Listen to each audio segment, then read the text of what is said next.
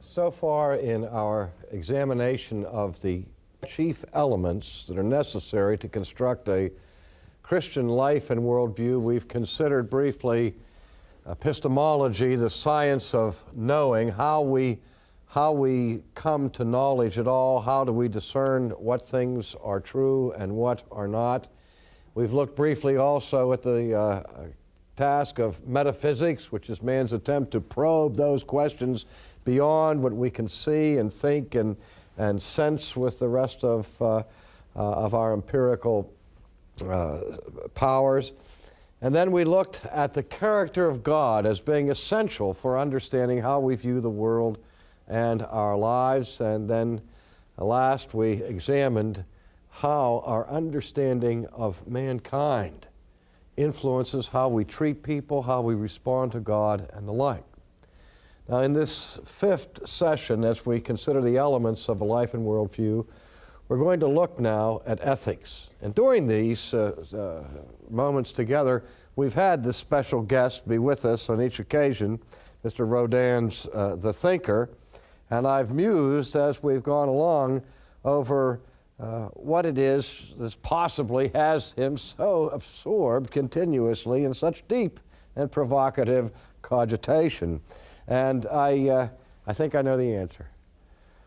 During the interim between the last lecture and this lecture, I had a private conversation with the statue, and he revealed to me the subject matter of his heavy concentration. He said he's been thinking about the Beatles. Not the musical Beatles. Rodin doesn't have time for that. But rather the bugs that we call beetles. And the thinker was pondering this question: do beetles, Japanese beetles, whatever kind of beetle is your favorite kind of beetle, he said, do beetles have consciences?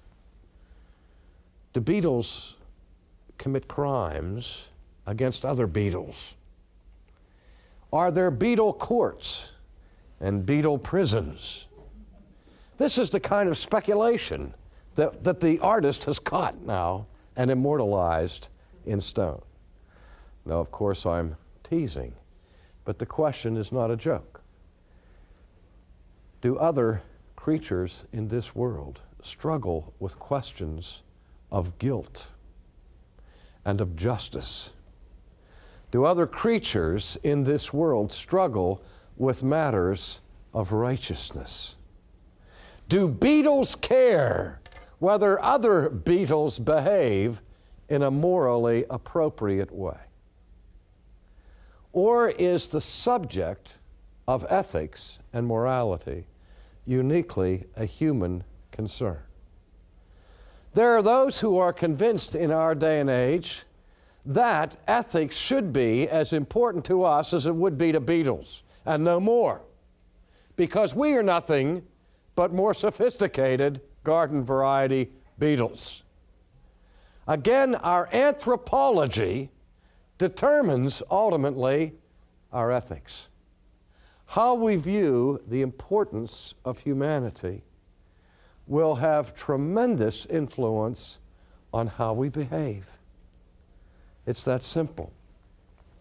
Now, as I've used the blackboard on various occasions, I keep walking past these bookcases, and I promise you that none of these books were placed here as stage props or any of that like, but my eye keeps falling on this little book here, which is a leather-bound edition of C.S. Lewis's immortal work now called Mere Christianity. As many years as Lewis has been dead, this book still sells over 100,000 copies every year in the just in the English-speaking world.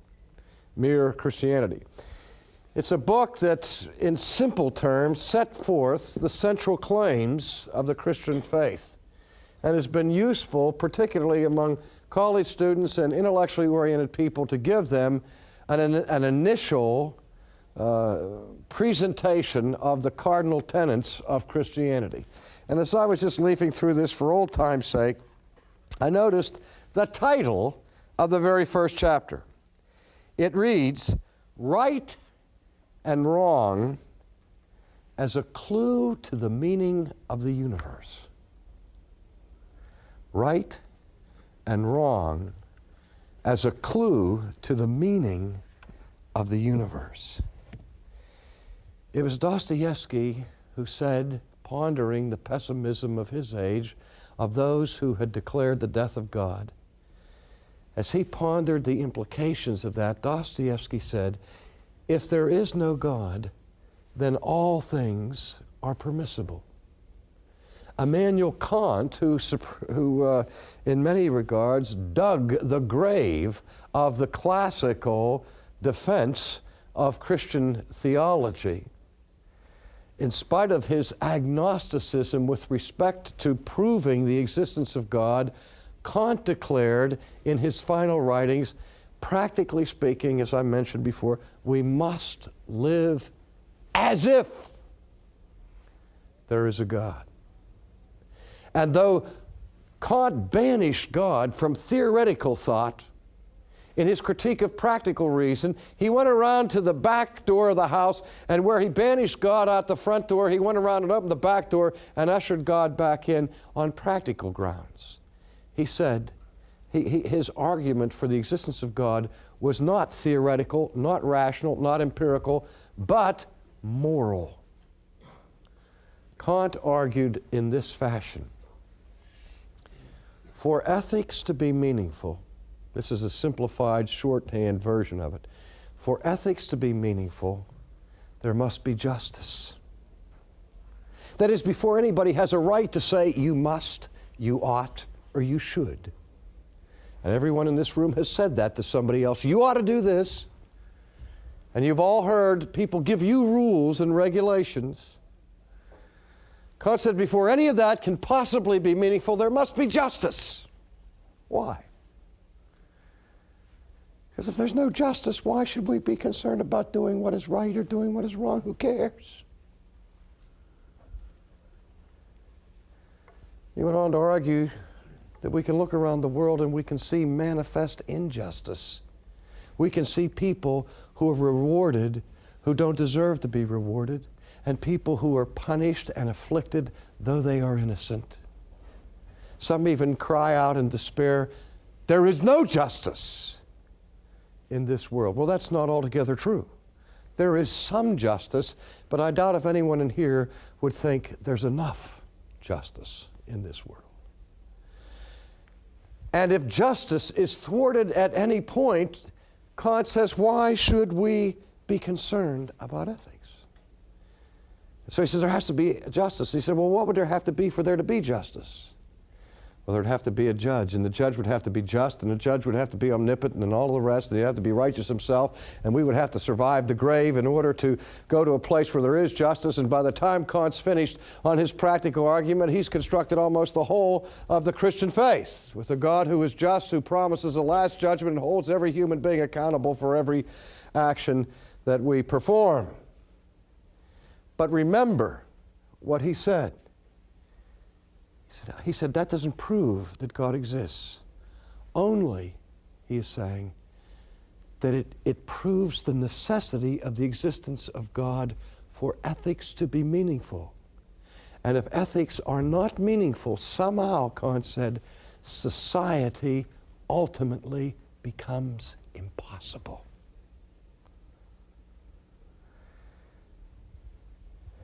The 19th century saw people who were not inclined towards religious commitment and so on throwing their hats in the air, rejoicing over their newfound freedom when God was banished from the universe. They said, no more teachers, no more books, no more sassy looks, school's out. I don't have to listen anymore to this God who is dead, who's always running around shaking his finger in our face saying, thou shalt not do this and thou shalt not do that, and if you do this, you're going to go to hell, and so on. Down with Moses, down with Yahweh, down with Jesus. Man is free now to carve out his own destiny. The good news of 19th century philosophy was that man is no longer accountable to God. The message of 20th century philosophy is that man no longer counts. And that's a simple step in logic, isn't it? If you're not accountable for your life, ultimately, that means ultimately your life doesn't count. That's what Dostoevsky was getting at. That's what Lewis is saying here when he says right and wrong is a clue to the very meaning of the universe. Because if there is no right and there is no wrong, there can't possibly be any meaning. And yet we glibly hear in every quarter in the United States of America, there are no absolutes. We've gone through a moral revolution where preference has replaced duty and special interests replace law. I've had discussion after discussion with those involved in the arena of politics and law, and I hear the cliche over and over and over again, you can't legislate morality. Now, what that phrase used to mean, ladies and gentlemen, was that just because you pass a law does not guarantee that people's behavioral patterns are going to change. But now that phrase means that it is illegitimate for any branch of the government to be involved in the exercise of passing laws of a moral character, because morality is dead. There's no such thing as black and white, right and wrong. Goodness or badness, morality has become a relative matter. We have lived through the relativization of ethics in our own generation. And I say to people who say you can't legislate morality, I said, what do you legislate? The state bird? But even the state bird has moral ramifications and moral implications of ecology, if nothing else. How I drive my car with respect and with responsibility towards my neighbor is a moral matter. If you can't legislate morality, should we have laws against murder? If you can't legislate morality, should we have laws against theft? These are moral matters. But our society really doesn't believe in total moral relativism, because it understands, ladies and gentlemen, that in a situation, in an environment of pure moral relativism, society is impossible. Historians have told us that every civilization, every culture in world history has been built upon the foundation of a philosophy, a religion, or a mythology. Something that gave unifying stability to the culture. We have gone through, I'm convinced, 3 stages in American history. We went through the initial stage when the Pilgrims came here of a theological foundation for our civilization, that then passed in the 18th century from a theological foundation to a philosophical foundation. And now we are teetering precariously, much as a fiddler on the roof, on the basis of a mythological foundation. What do I mean by that? I mean by that that the basic foundation of our culture today is moral relativism. And I call that a myth, because what it has in common with a myth is that myths have no real correspondence, ultimately, to objective truth. In other words, we are basing our civilization and our culture on a moral concept, ladies and gentlemen, that can't possibly be true. And that's why we can't live with it. That's why we are approaching more and more every day internal warfare between and among various preference and special interest groups. I mean, we're in serious trouble. In Wichita, Kansas, thousands of people have been thrown in prison because they were involved in protesting abortion clinics where abortion in the 3rd trimester was being performed legally. So far, that's the largest protest event centering on abortion. It would not surprise me to see that issue which I think is the most serious ethical issue that the United States of America has ever had to wrestle with in its history. And the fact that it is as unviolent and nonviolent as it has been so far in our culture is only further testimony to the fact that people don't care about ethics in our culture. In any other generation, it would have provoked a civil war. And it may still in our culture. But what are the guiding ethical principles that control the life and worldview of the culture in which you live? I've mentioned Nietzsche already. And I mentioned Nietzsche's work on biological heroism. Nietzsche also had much to say about ethics. Nietzsche made a distinction between what he called master morality and herd morality.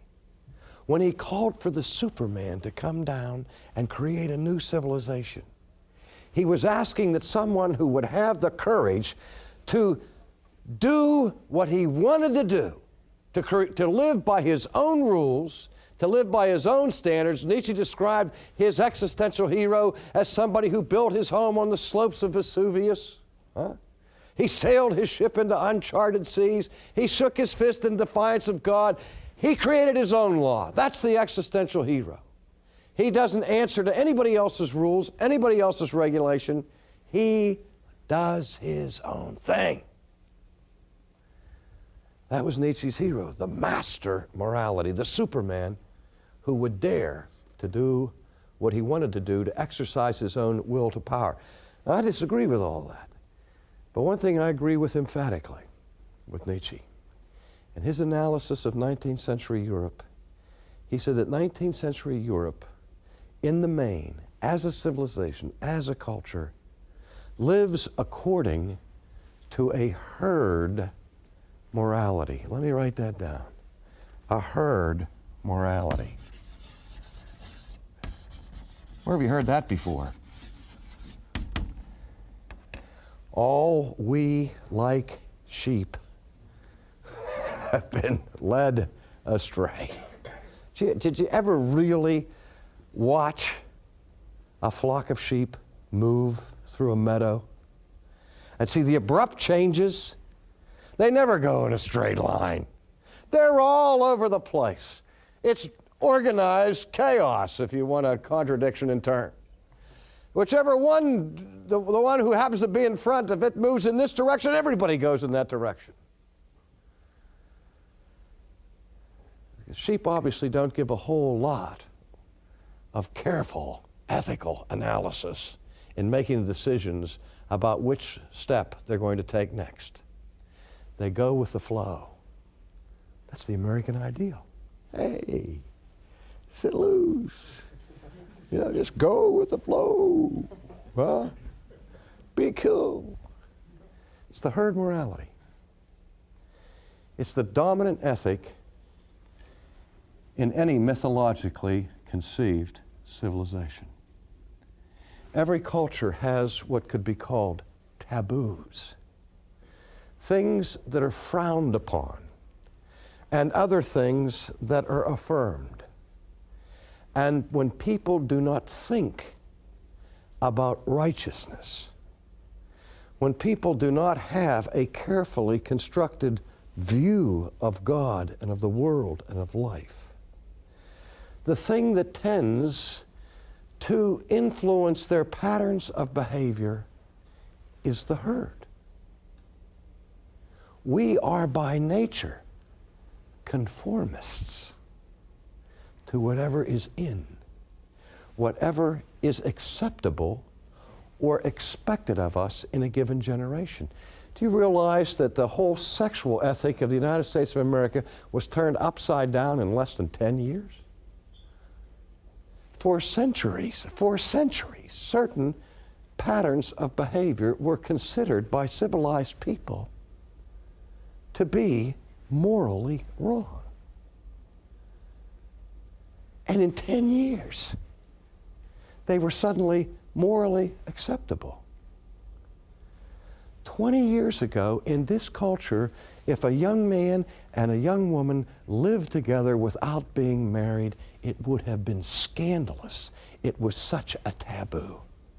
Totally unacceptable socially. That's no big deal. It's a matter of course. Now here's what I want to know.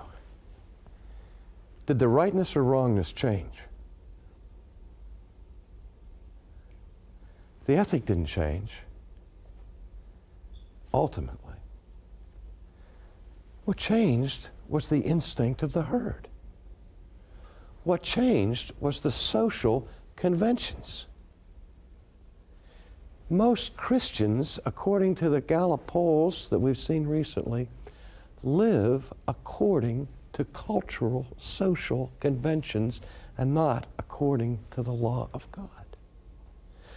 Percentage-wise, just as many evangelicals are having abortions as secular people, pagans.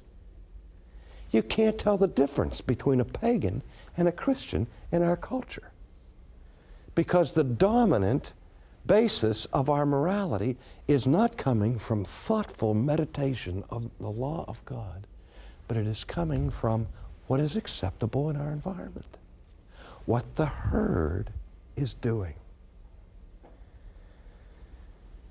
If ever there was a need for a reformation of ethics, it's now.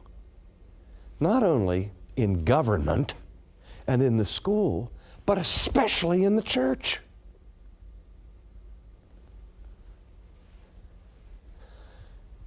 But for that to happen, it requires, among other things, moral courage. I saw something on television recently that I could hardly believe that I was seeing. I mean, there aren't too many things that shock me. But a newscaster came on and announced to the world that a catastrophic upheaval was taking place in the Soviet Union. They said a coup was underway in which the premier, Mikhail Gorbachev, had been overthrown and was being held hostage in his vacation dacha in the Crimea with his family. And 8 members of the inner council of the power structure of Russia and Moscow had seized control of the nation. And all of the hopes of the West for ongoing reform and for the total thawing of the Cold War and the establishment of peaceful, harmonious relationships among nations in one small announcement were shattered. And the films started showing tanks rolling down the center boulevards of Moscow because those who were leading the coup had the military behind them. And the tanks stopped, and the people, like people always in a herd, shrunk back in terror. And once again, the forces of tyranny and of evil were about to imprison a nation. And then I saw what I couldn't believe with my own eye. Did you see it? One man? One man against the herd? One man steps out of the crowd? One man with courage in the presence of tanks and an organized political coup runs up and jumps on top of a tank and screams at the people who are saying, "No!" He said, "This is wrong." And if the day before, people hadn't heard the name of Boris Yeltsin, in that one moment, he became an international hero. I don't know what his religious convictions are, but I know he's a man with moral courage. A man who said no to the crowd, a man who said no to the herd, a man who said yes to what is right. That's what Christianity is about. The bottom line of Christianity is that we are called to seek the kingdom of God and His righteousness. That's an ethical mandate. And if the rest of the world doesn't even believe there is such a thing as right or wrong, as I said, in a relativistic culture, nobody's a consistent relativist. We know that. You say there are no absolutes except the absolute, that there's absolutely no absolutes. You know, that is a self-defeating statement. People say they don't believe in any ultimate rules of right and wrong until you steal their property. The moment you take their private property, they're jumping up and down saying, that's not fair. That's not right. Now, the myth of moral relativism is modern man's attempt to create an ethical license for sin, to call evil good and good evil. But of course, if there is no God, there is no good. There is no evil. And it doesn't matter who jumps on the tank and who jumps off. But a Christian life and worldview seeks to establish the rules of thinking, the rules of determining how we know what is true. Because not everything that everybody says is true. Maybe that's what has him so preoccupied. Maybe he's sitting here wondering, who in the world is speaking the truth? Who do you trust? Who's telling the truth? How do you know? That's a question of epistemology. Ultimately, what is the truth? What is it? The question of isness. What is real, ultimately? That's a metaphysical question. Who is the truth is a theological question. How does the truth relate to me and define me is an anthropological question. And how the truth commands me is an ethical question. These are the elements of a Christian life and worldview. Ignore one of them, and you will have a distorted view of the world and of your own life.